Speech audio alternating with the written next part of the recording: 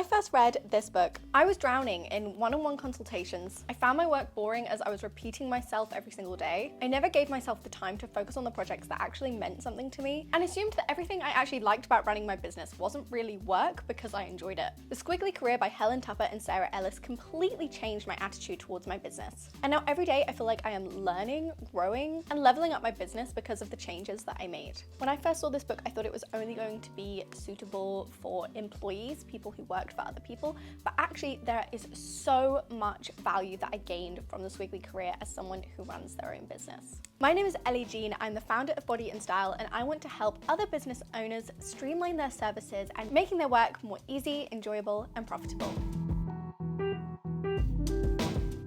Let's start with super strengths. This was the most valuable concept that I gleaned from this book. The authors suggest that you spend 80% of your time improving your strengths and only 20% of your time trying to improve your weaknesses. So often as business owners, we focus on how we can innovate, how we can make things better, but actually sometimes what you need to do is double down. Most of your success is going to come from those things that you're absolutely excellent at. So that's where you should be giving most of your attention. The second core principle of the super strengths theory is that you use them as much as you can inside and outside of work. You want to be strengthening those strengths. You want them to become your super strengths, your super skills, the things that you are uniquely known for. And that means you want to take as many opportunities as you can to enhance them, both in the workplace and in things like in your home life, with your friends and family, with volunteering. Instead of following the obvious career ladder and following the shiny objects, which is what they call them, things like job title, pay, a nicer office, the status, you want to instead follow your super strengths. So you want to be going for roles, going for careers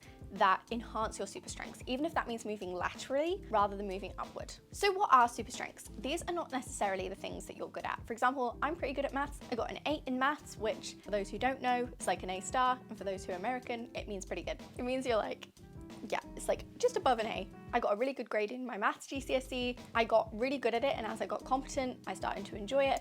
But it's not something that I naturally gravitate towards. I'm not that excited by it. It's not something I particularly want to bring into my work day. So that isn't necessarily a super strength just because I can be good at it. Your super strengths are your natural strengths, the things that you're drawn to and passionate about, and the things you want to be known for. Ultimately, it's a choice. So these are my favorite super strengths exercises from the book. The first one is you want to set a timer. They recommend for a minute, but I think I set mine to 5, and just write down all of your strengths, anything that comes to mind. The next one, if you're struggling with that especially, is to flip this and think about your weaknesses. Sometimes we struggle with self-confidence. It can feel a little bit icky even to write what we're good at and recognize that. So sometimes it's easier to start with your weaknesses. So write down the things you're bad at. So for example, one of my main flaws is that I get easily distracted by shiny things. I love a new idea and then I abandon the old one and I don't finish a project. What you want to do once you have your list of weaknesses is to flip them on their head. So with that example I just gave, that could be an indicator that a strength I actually have is that I'm quite curious. I have a high level of interest in different topics, and I'm also very good at starting projects. So I'm good at thinking of ideas,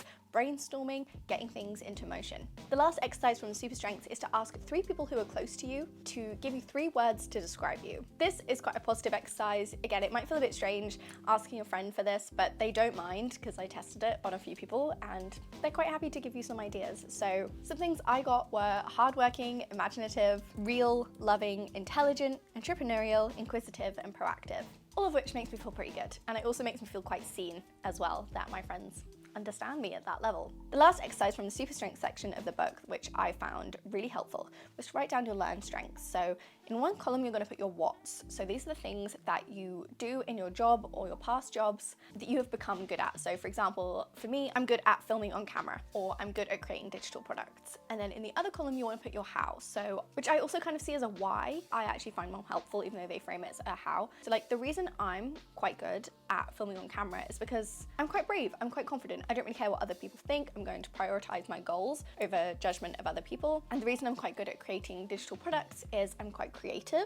I'm quite good at getting obsessed with a project. I'm quite good at analyzing customer feedback and working on making something better as a result. I'm quite good at synthesizing information. So using this exercise, this is the longest exercise of the lot, you have quite a lot of ideas of what your strengths might be. And you want to find the ones which crop up over and over again. That's quite a good indicator if you're getting things that repeat.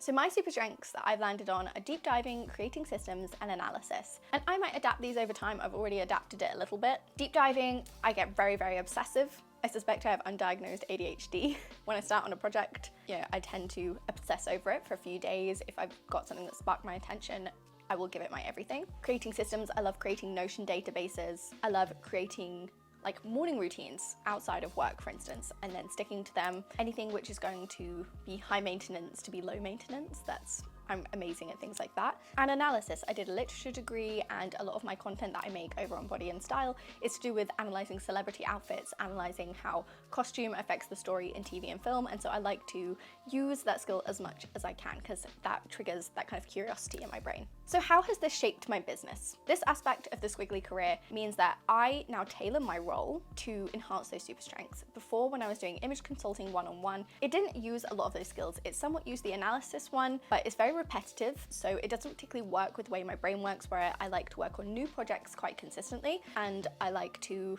dive into them, get them running, and then have the execution kind of be taken over by someone else, or kind of like the long-term maintenance rather be in somebody else's hands. That's now how I will focus, because that's how I work best. And I think we often think of this, and this book is kind of pitched towards job, but you in your work, you do have a role, like you do have a job, you do have work that you do every day, and rather than thinking about how would your job title shift, think about it as how should your day-to-day shift.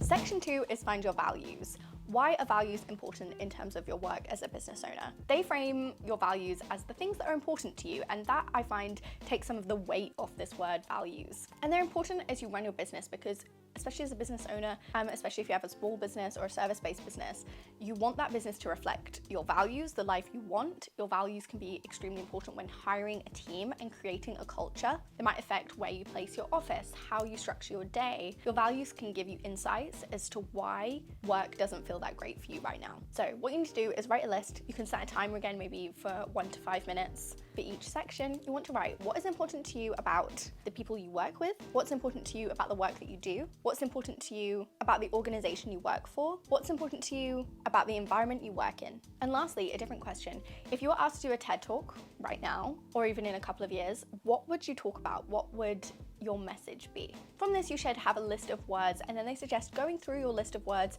and ranking them against each other. So let's say you had creativity, excitement, adventure, hard work, health, and a bunch of other words. Let's say you're ranking those. You do creativity against health, which is more important to you. And then if you are like, actually, I think I could do without health, but I couldn't do without creativity, creativity sticks. And the values that I ended up with are family, courage, vision, creativity, and achievement. So family, the work I do, I want it to give me time to spend time with my family. I want to end at a decent time to spend time with my boyfriend, and in the future I want children, so I want to prioritize that in my work and already start building a life around that idea. I want to spend time with my parents, and also family is important. My mum works with me in my Body and Style business, and for a lot of people that would be a big no-no, but family brings me joy. It's a huge motivator for me, so it makes sense to have family within my business. Courage, when I was a little girl, I had to move schools, and we always tell the story of how I was walking down the path and just whispering to myself, I will be brave, I will be brave. And that's kind of stuck with me forever. I find a lot of strength from the concept of courage, and I want to sort of prove that I can be brave. And so I like opportunities that give me a reason to be brave and courageous. And if I think something's scary and I'm almost turned off from doing it because I'm scared, I'll go, actually, no, maybe this is a sign to use my courage. Vision's important to me. If I were going to hire somebody, I would want them to have a vision for their life, a vision for their work, a vision for their career. I want them to have like goals and an idea of what they want out of work, even if it's like right now. As someone who's aimless, I really struggle to understand people that don't have aims, and I wouldn't necessarily want that in my team. Creativity, I love to make things. I'm always inspired, and I would want people I work around to also be inspired by different ideas and different concepts and be constantly brainstorming. Achievement's important to me. If I were going to take on a role or take on any kind of new opportunity, I would want there to be some kind of sense of achievement for me, like I'm actually working towards something and achieving something. Not necessarily an external sense of achievement, but like I'm growing through whatever opportunity that might be. And I also quite like challenge of achievement. If an opportunity is something that not many other people have done, I quite like that idea. So how has this changed my business? I feel like I gave quite good new examples, but one of the reasons thinking about your values is important, it can help you when you hire. So when I hire, I will take these values into account. It will affect the culture of my business. I don't have a very big team right now, but if someone wanted to change their work, if I had an employee and they wanted to change their work based on children, I would absolutely honor that. It's extremely important to me. Obviously that's part of being a business owner anyway, but I think I would go above and beyond in that sense. I prioritize my family. I encourage work which brings creativity, courage, vision to my business. And I try to think about my visions a lot more. And I don't dismiss that as wasting time because it's important to me and it gives me a reason for working. Third section of this book I found particularly helpful was the networking exercises. As someone who runs my own business, I don't really think about my network. I've always kind of thought of network as something that employees do, that people who are trying to get jobs do, because the point of a network is to get another job. But actually, this completely changed my mindset towards why it's important for everyone, maybe even especially kind of solopreneurs, to have a network.